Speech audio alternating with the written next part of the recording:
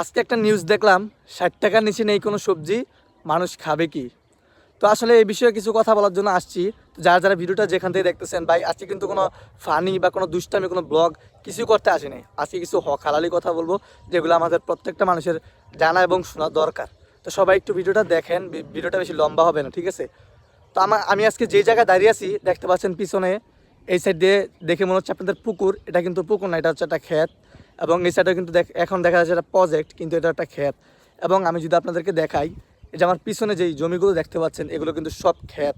এখানে কিন্তু এতদিন ফসল হয়েছে এবং অনেক সবজি চাষ করা হয়েছে। তো আমি জায়গাগুলো যদি আপনাদেরকে দেখাই, এই যে আমার পিছনে এখন ক্লিয়ার দেখা যাচ্ছে যেই ক্ষেতগুলো। এই যে পিছনে দেখতে পাচ্ছেন একটা ক্ষেত অনেক বড়, এই সাইডে একটা ক্ষেত অনেক বড়, এবং এই যে পিছনে দেখতে পাচ্ছেন এগুলো সব কিন্তু ক্ষেত।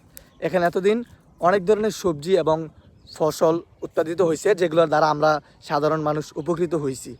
তো এখন এই জায়গাগুলো কেন এমন হয়ে গেল, মানে এখন এই জায়গাগুলো কেন ভরাট করে ফেলছে, এটা অনেকের প্রশ্ন। তো আমরা চলুন এ বিষয়ে কিছু কথাবার্তা বলি। এই যে 60 টাকার নিচে কোনো সবজি নাই, এটার জন্য কি শুধু সরকার দায়ী? এর জন্য কি আমরা দায়ী নাই? আসলে ভাই, আবেগ দিয়ে জীবন চলে না, সব কিছু আসলে বিবেক দিয়ে চিন্তা করতে হবে, ঠিক আছে? এই যে 60 টাকা দরের সবজি, এটা কয়জন কিনে খাওয়ার ক্ষমতা আছে বর্তমানে? আমি যদি আমাদের দেশের কথা বলি, মানে আমাদের গ্রামের কথা বলি, এখানে বেশিরভাগ মানুষই কিন্তু রাজমিস্ত্রি কাজ করে। তো যারা রাজমিস্ত্রি কাজ করে, যারা নাকি মেস্তুরি, তারা মাত্র 500 থেকে 550 টাকা করে দৈনিক মানে উপার্জন করতে পারে। আর যারা যোগালি অর্থাৎ হেল্পার, তারা মাত্র 400 থেকে 450 টাকা করে পায়। এখন আপনি চিন্তা করেন, যেই ফ্যামিলিতে 4 থেকে 5 জন লোক আছে, তারা কি 400 টাকা দিয়ে একদিন বাজার করে খেতে পারবে? আপনি যদি সবজি কিনতে হয় 60 টাকা করে, তারপর মাছ, গোস্তের কথা বাদই দিলাম ভাই, মাছের কেজি তো কমপক্ষে 200 টাকা কেজি। এখন চিন্তা করেন, যেই ফ্যামিলিটাতে একজন লোক উপার্জন করে 400 থেকে 450 টাকা, তার ফ্যামিলিতে 4 থেকে 5 জন লোক আছে, সে কি তার ফ্যামিলিটাকে পালতে পারবে? তো এখন চিন্তা করেন আপনারা, এই যে কৃষকরা ভাই কী করবে? আমাদের গ্রামের কথা আমি বলি, এই ক্ষেতগুলো, মানে এটা কিন্তু একটা প্রজেক্ট, এটাও প্রজেক্ট। তারা কিন্তু এখানে অনেক দিন চাষাবাদ করছে, ঠিক আছে? তারা ন্যায্য মূল্য না পাওয়ার কারণে, যখন সবজির এই দুর্গতি, মানে এখানে দাম পাইতেছে না, এই কারণে বিশেষ করে তারা এখন দেখেন কি উদ্যোগ নিছে, যে এখানে আর চাষাবাদি করবো না, যেহেতু আমরা এখানে এত ফসল করতেছি, কোনো দাম পাচ্ছি না। বিশেষ করে আমাদের গ্রামের মানুষ কিন্তু তেমন দাম পাচ্ছে না। হয়তো শহরে সবজির দাম অনেক, কিন্তু আমাদের গ্রামের মানুষ দাম পাচ্ছে না, যেই কারণে তারা দেখেন এখন এগুলো প্রজেক্ট করে ফেলছে। এই যে এগুলো প্রজেক্ট, আমার পিছনে যে জায়গাগুলো দেখতে পাচ্ছেন, এগুলো বাড়ি করে ফেলতেছে। তো এটার দায় আপনি কাকে দিবেন? এটা দায় কি সরকারকে দিবেন নাকি আমাদেরকে দিবেন?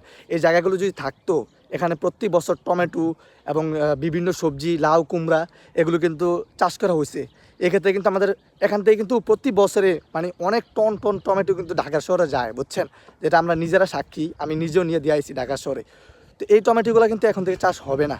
এই যে বাড়ি করে ফেলছে, এখানে কিন্তু আর চাষ করা সম্ভব না। তো আপনারা এখন চিন্তা করেন, এই দোষ আপনি কাকে দিবেন? মানুষ কেন এগুলো করতেছে? এখন চাষাবাদ আস্তে আস্তে দেখেন আমাদের গ্রামের মধ্যেই কিন্তু এই যে আশেপাশে সব বাড়িঘর হয়ে যাচ্ছে। আমার পিছন দেখতে পাচ্ছেন, এই যে ক্ষেতের মধ্যে কিন্তু বাড়ি হয়ে যাচ্ছে। তো এখানে আর চাষাবাদ হবে না ভাই। এখন সরকার যদি এই এই বিষয়ে কোনো উদ্যোগ না নেয়, যে কৃষকদের ন্যায্য মূল্য যদি না দেয়, তাহলে ভাই কেউ ফসল করবে না। কেউ যদি ন্যায্য মূল্য না পায়, তাহলে এই কৃষিকাজ এত কষ্ট করে কইরা যদি ভাই লস খাইতে হয়, তাহলে কে করবে? আর যদি কৃষিকাজ যদি বন্ধ হয়ে যায়, এখন তো 60 টাকা দর হয়েছে, এখন তো 60 টাকা দর মাত্র সবজি হয়েছে ভাই। এমনও সময় এসে পড়বো যে 160 টাকা দরে আপনি সবজি কিনা খাইতে হইব, বুঝছেন?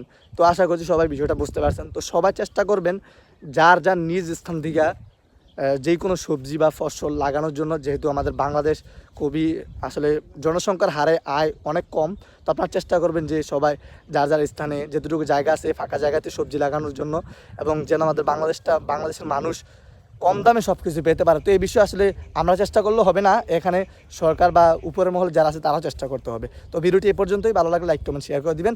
সবাইকে হক হালালি যৌক্তিক কথাগুলো শোনার সুযোগ করে দিবেন।